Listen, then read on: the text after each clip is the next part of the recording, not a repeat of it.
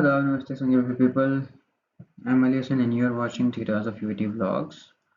So in this video, I will be talking about some job hunting tips in machine learning and artificial intelligence domain.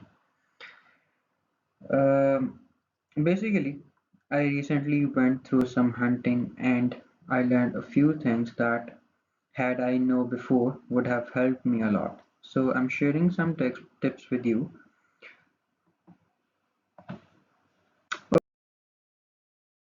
Officially begin and dig into this topic, I want you all to know that there are a lot of jobs available in this particular domain. Why? Because obviously, almost every industry is moving towards being autonomous. They want to automate almost everything that were previously happening manually. So, this is extremely good news for everybody who is into this particular field, that is machine learning and artificial intelligence. Okay, so now I will start with some tips of building a good resume.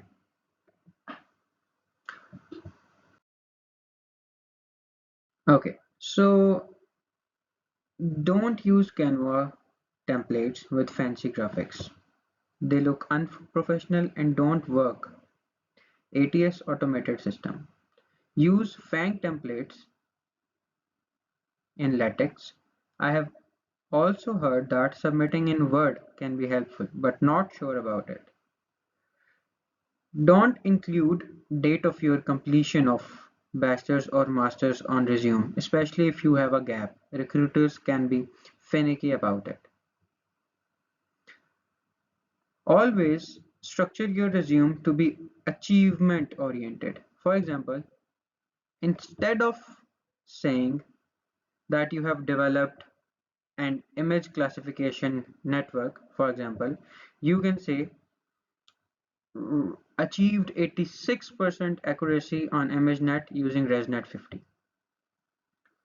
Okay, then quote the latest research in your resume. Say something like work with transformers for XYZ project. This shows the recruiter you are into things. The bonus thing is that like you, they also don't know about it, so they will be impressed, but not knowledgeable enough to question you.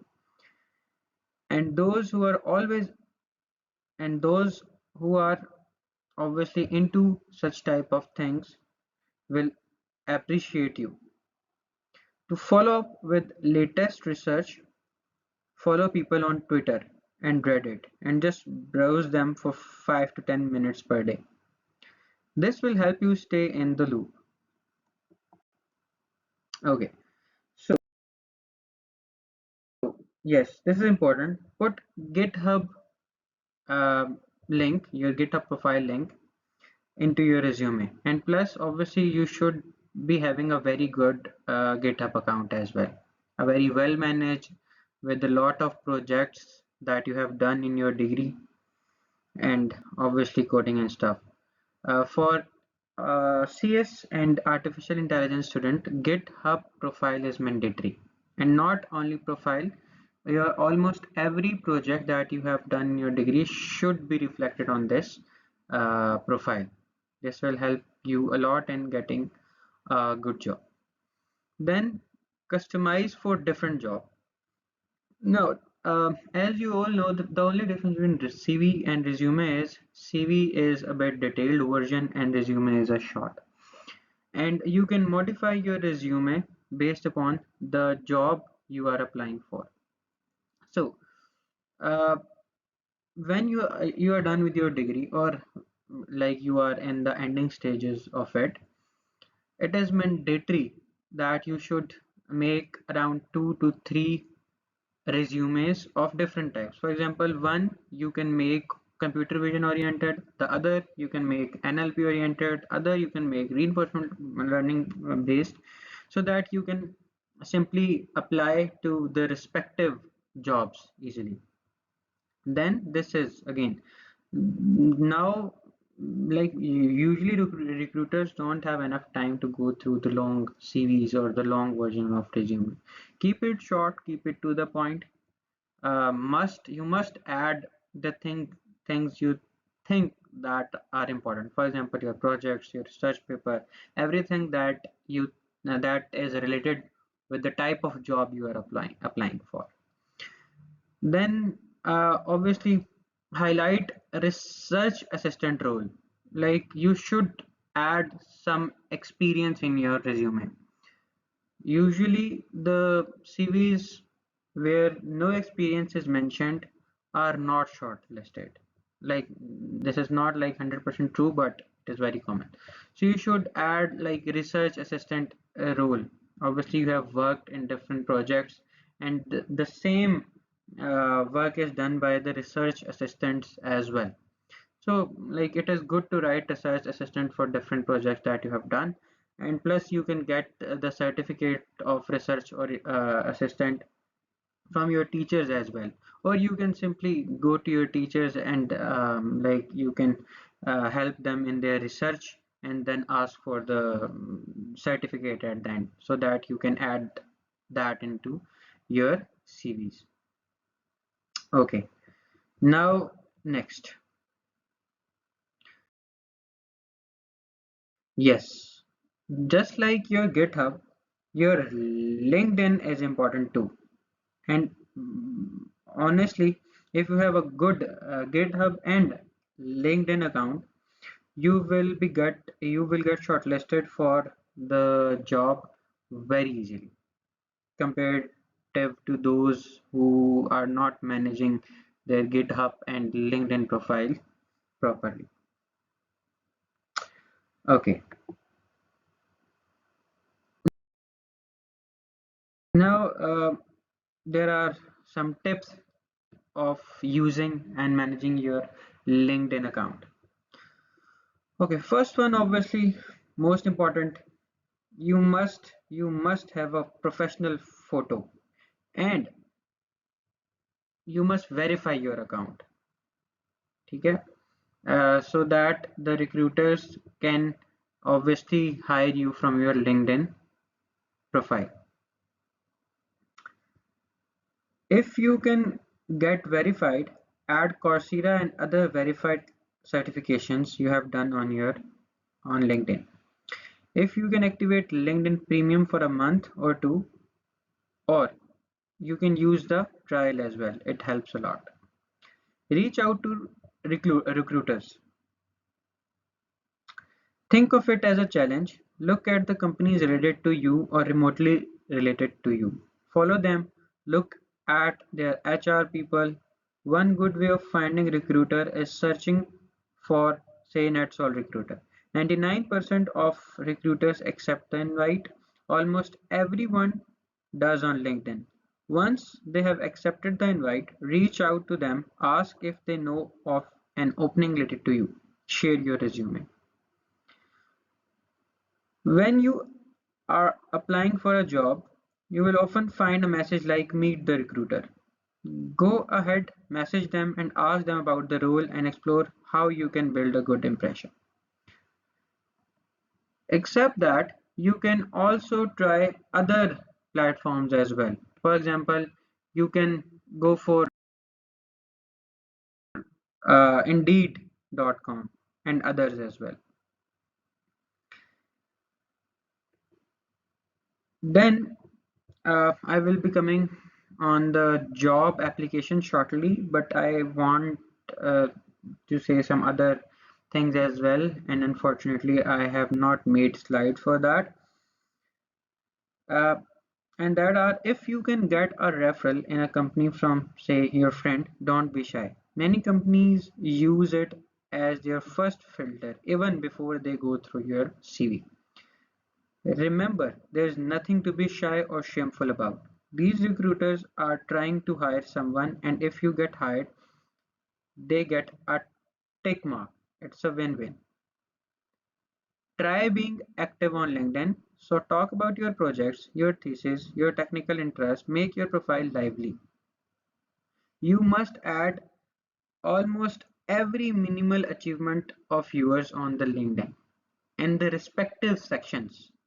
For example, there are sections for achievements, awards, certification. You must add projects. You must add, except that publications.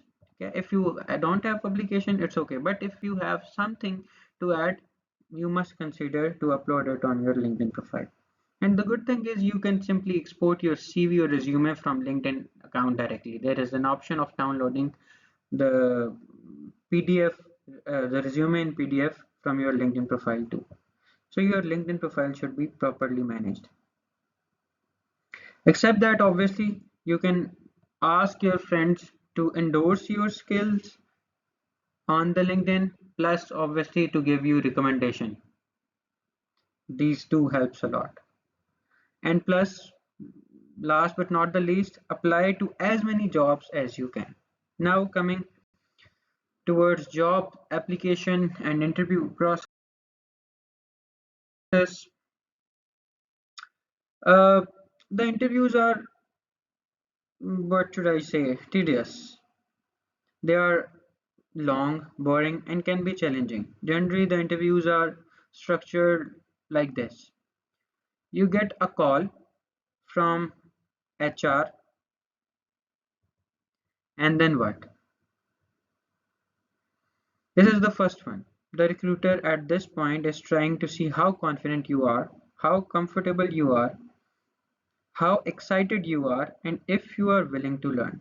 In this interview, you must show that you have a habit of learning new things, and that the most important thing at this time is learning. They will ask you where you see yourself 5 years from now, say at your company as a product manager. When they ask for expected salary, say 10% above market. Then you know उतनी है, but it never hurt. However, don't get greedy. You must not get greedy. You want to be honest and excited and enthusiastic throughout the interview. Think of them as your friend. They are nothing to lose. Look into company, what are its products, its values, its functions, and try to convey the recruiter how they are important for you too.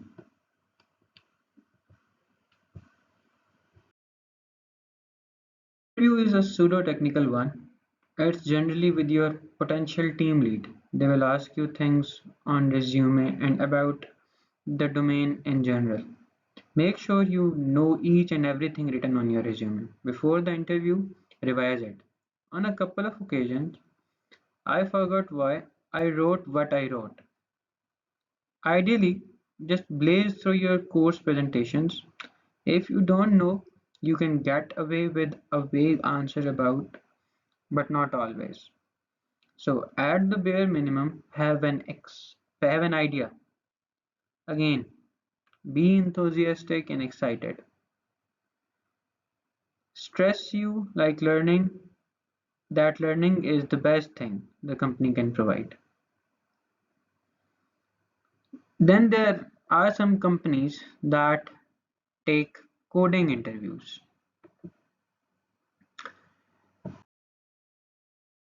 So you must be good in coding because coding interviews are hard. Not all companies have it, but many do, and almost everyone asks about them. Data structures and algorithms. To ask this part, you must do at blind 75 on lead code. Be comfortable with hash maps, sorting, time complexity, etc. Look up DSA, its most crucial thing. Master it. Try doing lead code 150 as well. In the interview, the recruiter asks you to write a class that says, let's say, 10 numbers, sort 10 numbers with complexity of O and log n. Also look into object-oriented programming. It's crucial. Depending on company, you can either have a separate math interview or math question coding interview. As you are AI or ML folks, You will be asked questions from probability and algebra. Polish it up. Deeplearning.ai has good courses on it. Make notes that you can revise. Then the last interview is usually with the senior management. Typical HR interview. Do what you did in first interview. They can do hypothetical tasks like how would you react if this were to happen to your coworker. Just watch a few videos online, you will be good. Coming towards the skills required for this, for the ML and AI jobs. Honestly, whatever you are being taught in your course is useless at the end. The course is generally very basic. It it is just a starter, but you have to learn the main things yourself. And usually the companies are looking for for the people who have good basics. Well, you should know the following: classic machine learning, SVM, KNN, regression, etc. Deep learning, a good computer vision basics, natural language processing, and reinforcement learning. And reinforcement learning is obviously in demand. You can get a job with one or two, but more the merrier.